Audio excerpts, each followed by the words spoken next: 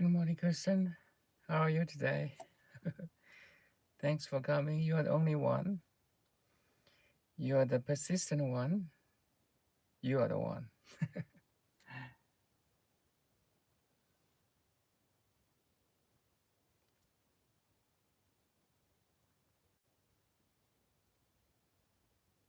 Do you have any question recently?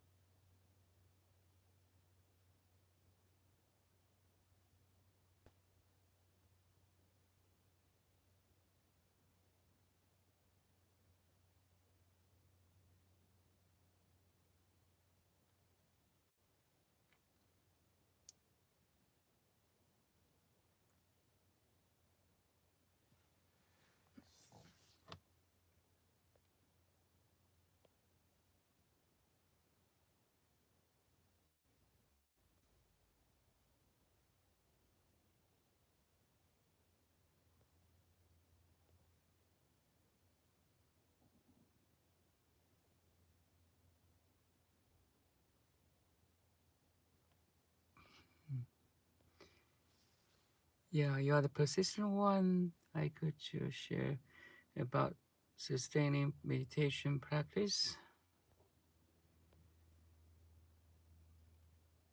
about it becoming more than an activity to make a time for a way of life. Yes. So,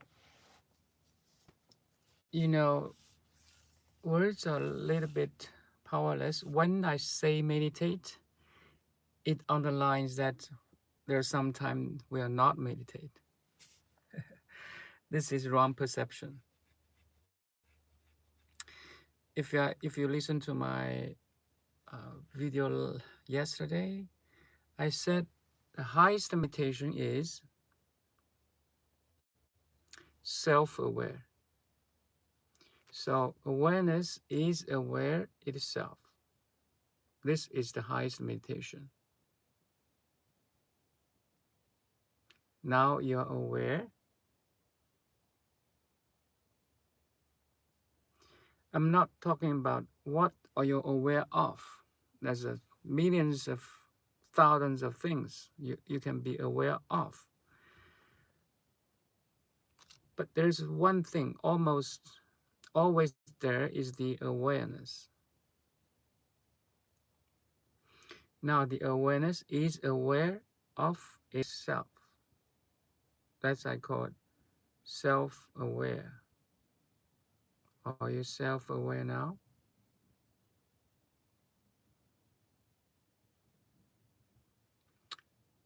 Do you need any effort to be self-aware?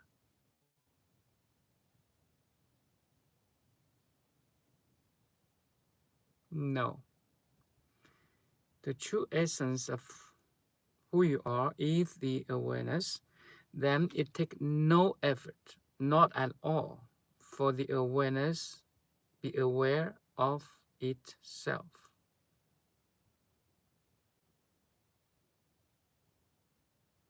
This is the highest meditation. So in this perspective, you're always in a meditative state.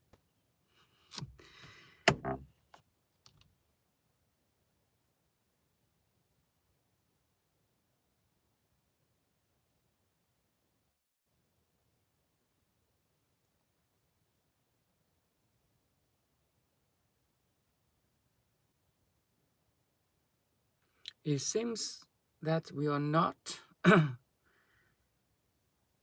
in this meditative active state because the mind kind of interested, or the awareness interested in the contents, what you see, what you hear, what you taste, what you think, what you feel, sense as a body sensation.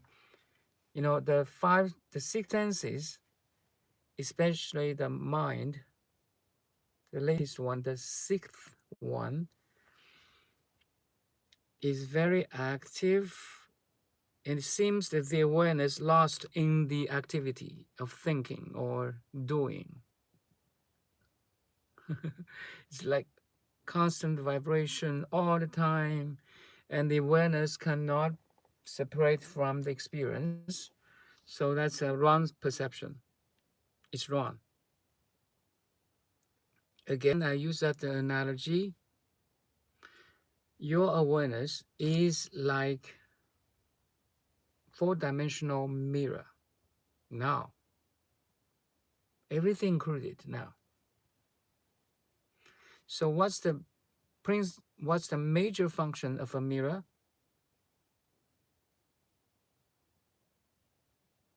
To reflect.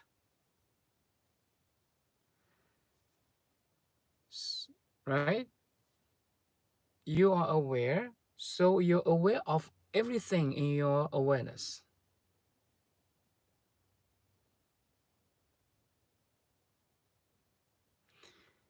Back to the mirror and the reflection analogy. The mirror can reflect, and every inflection in the mirror has no power moving the mirror itself. That's the core teaching of Buddha. No matter what reflection are in the mirror, a beautiful flower, a stinky pool,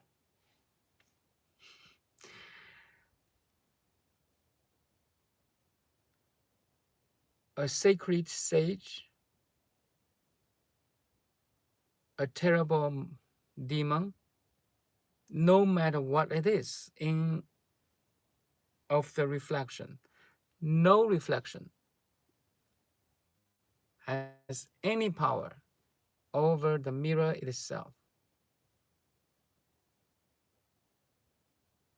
Same thing is your awareness. Nothing,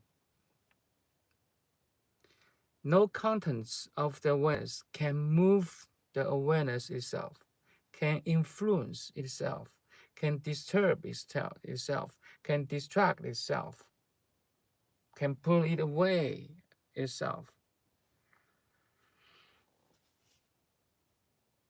So this is the highest understanding of the truth. While we can enjoy every experience, every image, every conversation, every sound, every memory, every trauma, even trauma, every memory, good or bad. And you understand, no bad memory, neither good memory can influence your conscious mind.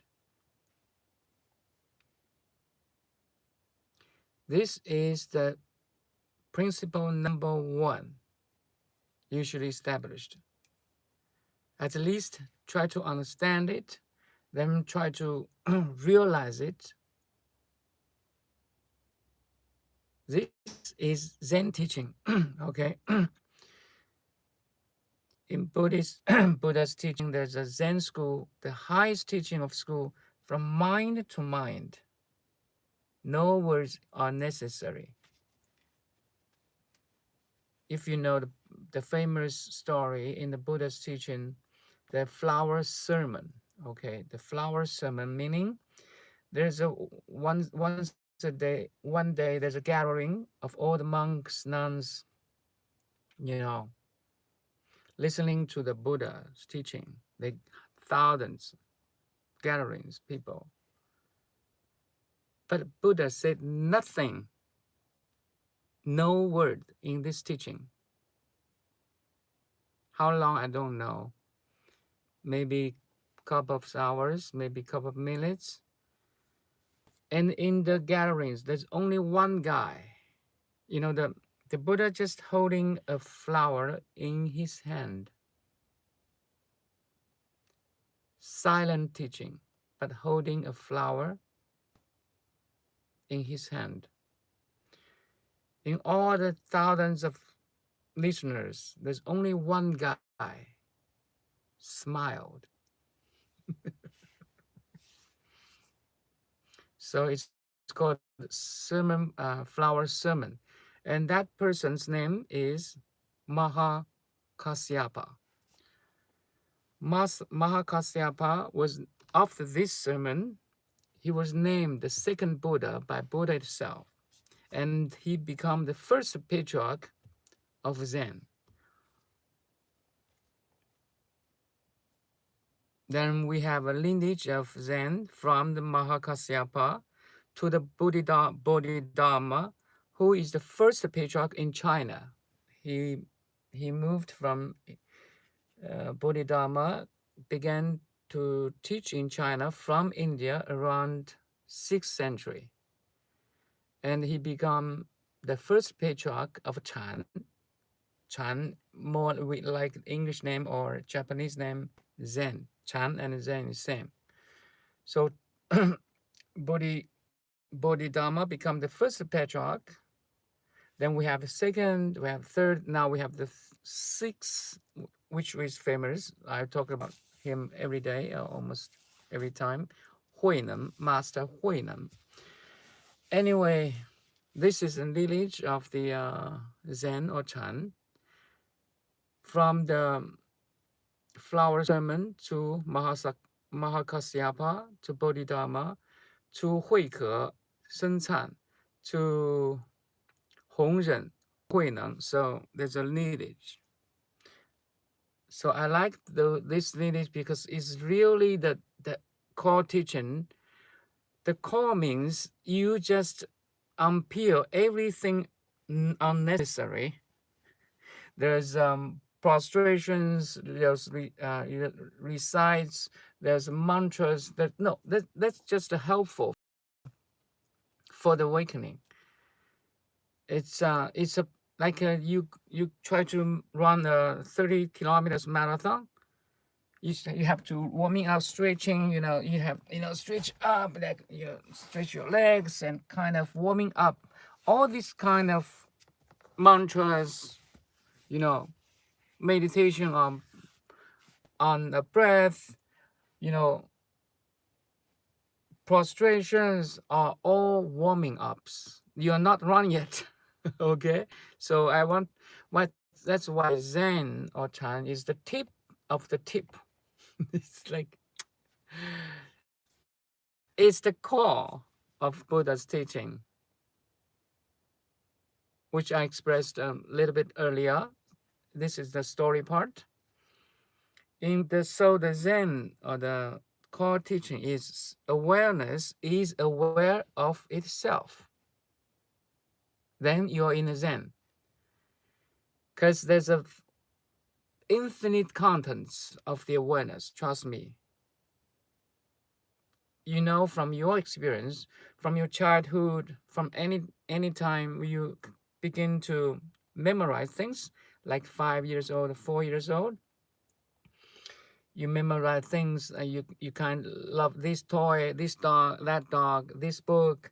Then you fall in love with a boyfriend, girlfriend. You have a family, you found a job, you have kids, you have parents to care, you have partner to care. So that's all the contents of the awareness, trust me. And everybody is different. But from this complexity and diversity of the life, there's only one thing universal. One universal connecting element. That's your awareness.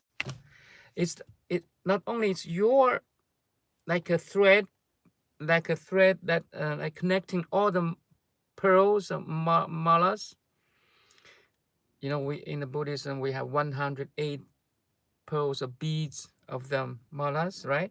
So in center of all the beads, there's one thread connects all the malas or beads, right?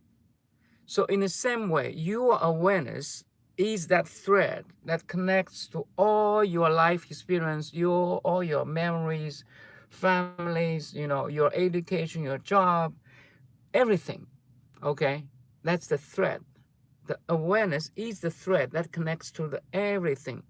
Makes sense for you, right? Makes sense for me. So not only makes sense for individuals, but also it's a connective, it's a universal connecting element. Now I'm not talking about humans only, okay? I'm talking about animals, dogs, cats, birds, insects, everything we call sentient being has little certain different level of awareness. And this awareness is the universal connecting element. Make sense? Oneness. Okay. That's the non-duality. What non-duality means? From this perspective, from the simplicity, from the non-duality, you see the world actually complexity and diversity. You enjoy every aspect of your life because now the thread is trying to connect every bead now. Not only your bead, but also every other's bead. You are connecting animal. There's a crow in front of me that's walking on the grassland. So my awareness is right connecting to this crow, blackbird. In Chinese culture, we said blackbird is a bad sign. Anyway, it's so, and I also see that impression that I had from my culture. So in Chinese culture, if you see blackbird like a crow, once in the morning you go to business or go to anything, you start to anything, you see a crow on the roof or in the tree, it's bad sign. Anyway, you see, I have been impressed. Everybody has a little bit, conditioning, no matter good or bad. So once you can see your conditioning by what? By awareness, right? By you, the awareness. Then you can be free from this impression, from this habit. That's the highest teaching of Buddha. Meditation means you can see everything in your awareness and know its emptiness. And know its emptiness means it does not have, the crow is flying now. It does not have real power over you. Any reflection in the mirror have no influence over mirror itself. That's all. If you really understand it, you can apply this principle, universal #1 principle, into everyday life because you are a conscious mirror. Everything is inclusive now, included. So you're living in a Dharma realm. You're not in the material world now. You're in the mind. You're living in your heart because everything is manifested in front of you, inside of you as a thought, as a memory. You see the dharmas. You see the 5 skandhas, let's say. Also, Buddha used the 5 skandhas. You see the emptiness of everything, every dharma, every skandhas. You can. I talked about these 5 skandhas before. So this is the highest meditation. You don't need to focus on your breath. You don't need to focus on your, mantras. You don't need to focus on your master image or, with all the respect. But, all the external like effort or internal effort is helping you to realize that thing which is always there and perfect and complete. That's all. Then you are in a Zen. You are Zen. You are the Zen. That's mission completed. Done. uh,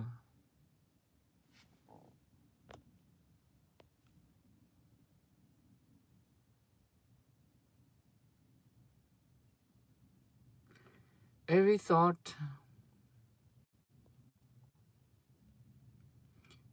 the bubble, even though the bubble is an illusion.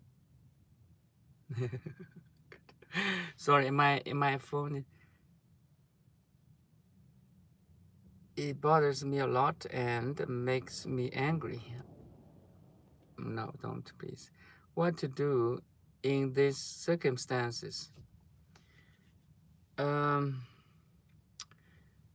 so I know Miss Zen, I know I totally understand you because you have practiced some time now, maybe a long time already. Still, you're disturbed by a certain bubble, no matter what the bubble comes from. Maybe from memory, from relationship, from a situation, or from a person. A bubble could be any bubble. So you also see the angry followed by that bubble. So you see, that's all the play of the mind. You try to be perfect, you try to be complete, you try to be fully enlightened. That's a tricks of the mind too. You see that you want to be free from that bubble, but you see some emotional disturbance following from that good intention. I want to be free. Then that's another trick played by the mind. And I could be suggesting you watch that angrily too. There's a chance of happening. There's a chance of cause and effect, cause and effect, cause and effect, until you see that thing that beyond any chain, any karmic force. It's your pure awareness, trust me. If you can see that anger, that you cannot be free from that bubble, or both the bubble and anger can be watched without any resistance or grasping or any labeling. So in that way, the pure consciousness or pure awareness is always pure. You see, the mirror itself don't need a good bubble or bad bubble to be perfect and complete.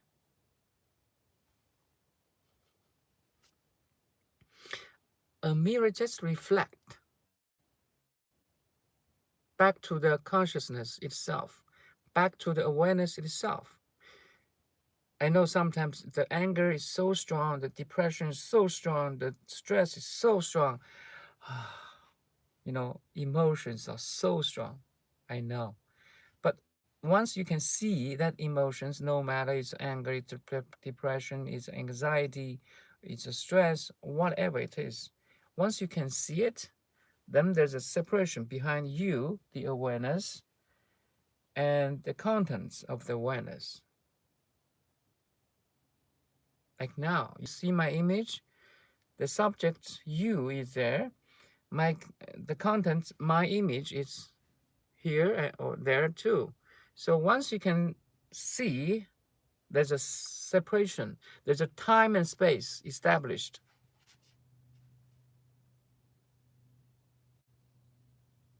There's a space and also there's a time.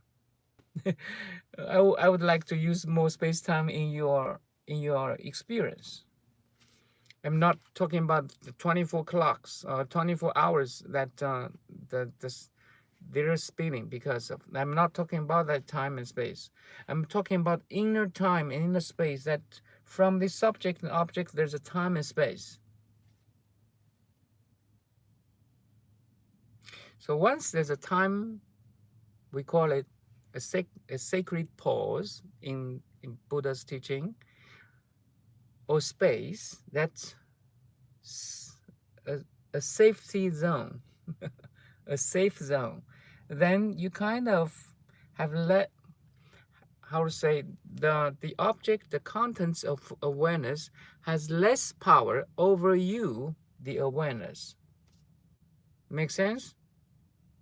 Otherwise, see anybody who is totally in anger, who is totally in depression, who is totally in, stress or anxiety. There's no time and space there. There's just the awareness is the contents at that time. Then there's no awareness can be manifested, can be separated from the contents. There's no sacred pause. There's no safety zone. Again, once you can perceive everything, anything arise from the awareness, and try to maintain that separation,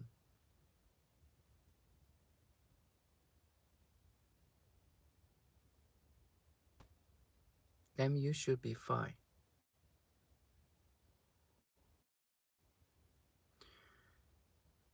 The strong emotions may have chance to subdue. It's like a heavy clouded sky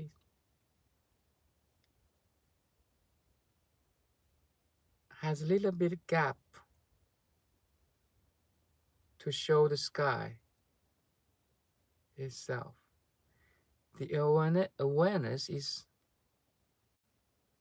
kind manifest or emerge from that bubble or memory or emotions. Oh, I'm here and now.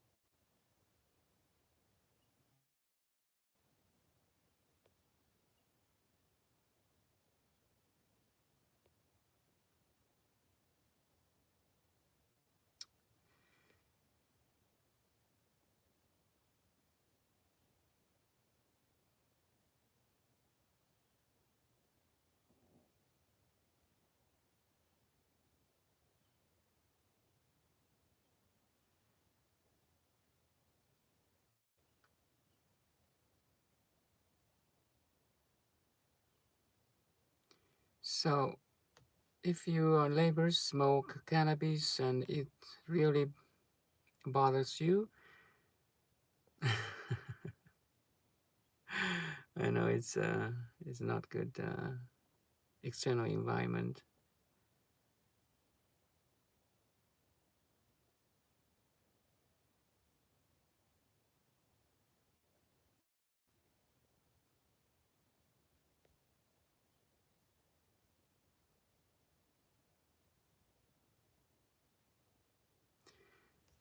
If you can avoid some situations,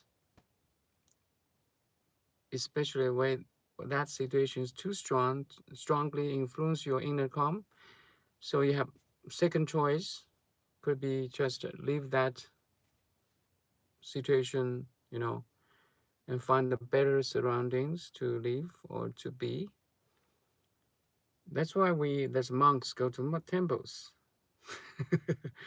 But I will say that's will be second choice. But why? Because you're just you're not transform the external surroundings from inside.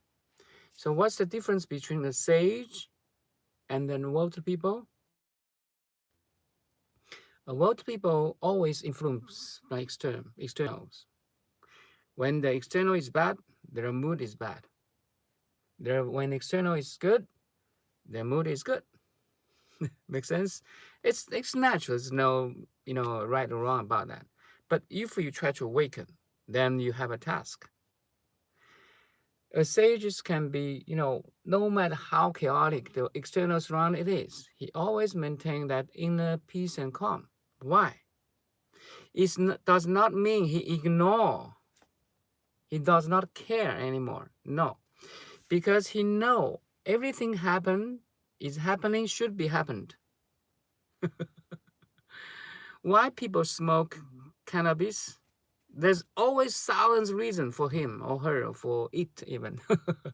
Why people have this or that certain kind of habits or action or mental activity or physical activity, there are hundreds, thousands of reasons for that. And you see that all empty. So you have a higher understanding of what's going on. You have greater picture of what's going on. You understand because there's one drop in ocean in front of you, no matter it's bad or good. There's entire ocean push it to move, make it become ocean, a drop. You understand why people act like that, and you have compassion. Actually, instead of a resistance, you have even compassion rise, because they're in suffering, they're in trouble, and they don't know they're in suffering. That's the problem. That's the ignorance. Why they even try, the smokers try to be high by smoke or cannabis, right? But meditation is the highest high. You don't need anything to be high. That's the natural organic health.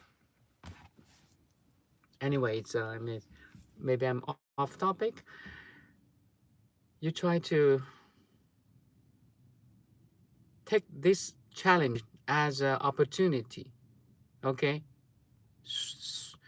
shift your perspective. Every problems in your life, no matter external, is from a stranger or from relative or from a very best friend or your partner or from your family, is opportunity. Trust me, is a karmic force you have to accept fully. Is a karmic factor you have to accept fully.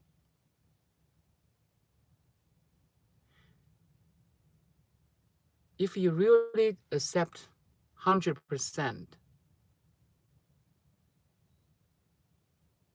a smoker cannot disturb your internal peace and calm. So that's why sometimes I say, if you are sage, you have that shifting power. You can making every obstacle to be a stepping stone.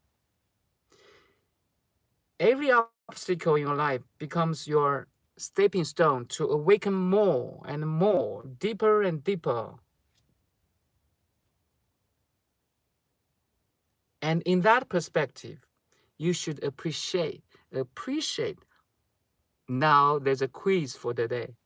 Now there's a questionnaire for today. There's a stepping stone for me to arise more, to awaken more. You see that perspective change?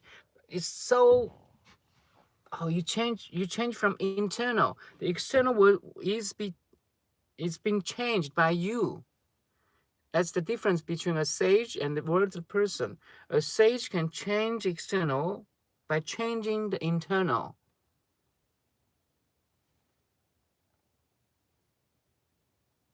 俗人被外境转，圣人转外。That's in Chinese words. Your mind can change matters. The mind, I would say, matter and mind shifts. Your heart, your mind is everything actually. You can change external by changing your perspective, by a total understanding of who you are and what's the nature of cosmos. Say cosmos is too big term. So what's the nature of community? What's the nature of society? What's the nature of the planet Earth? What's the nature of that individual person? You cannot see their nature or all these natures because you cannot see your nature. Make sense? Once you can see everything happening around inside you, outside you, you see everything clearly. You have that total picture. That's meditation. That's the highest meditation. From moment to moment, you're meditating. You're trying to have that light of consciousness, light of awareness, observing or shine on the contents of the awareness and try to understand it. So it's a direct knowing. So not only you're aware, you know now. Knowing has more power of, like knowledge. That's where knowledge comes from.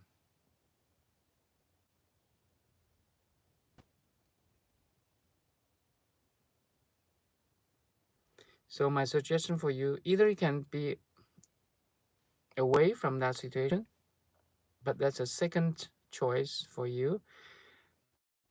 Or you can take, the first choice will be, you can take this opportunity, you take this obstacle as an opportunity.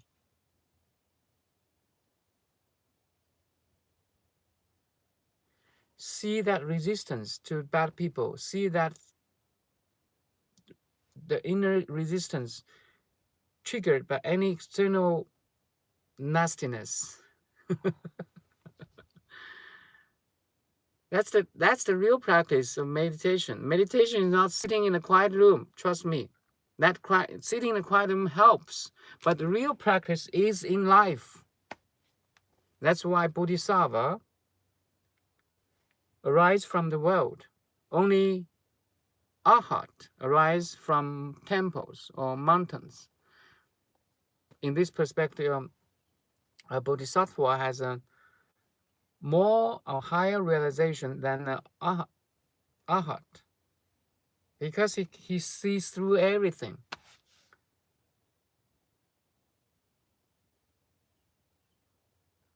A master in the mountain should be trained in the world to really benefit the sentient beings.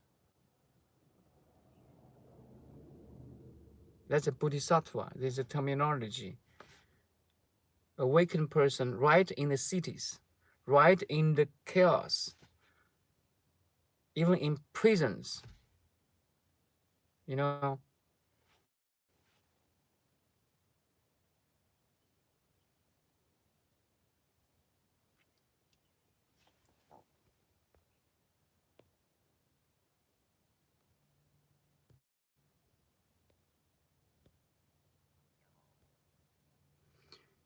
Okay, I think that's all for today. Oh, I know it's a kind of a never-ending path, but trust me, keep on going,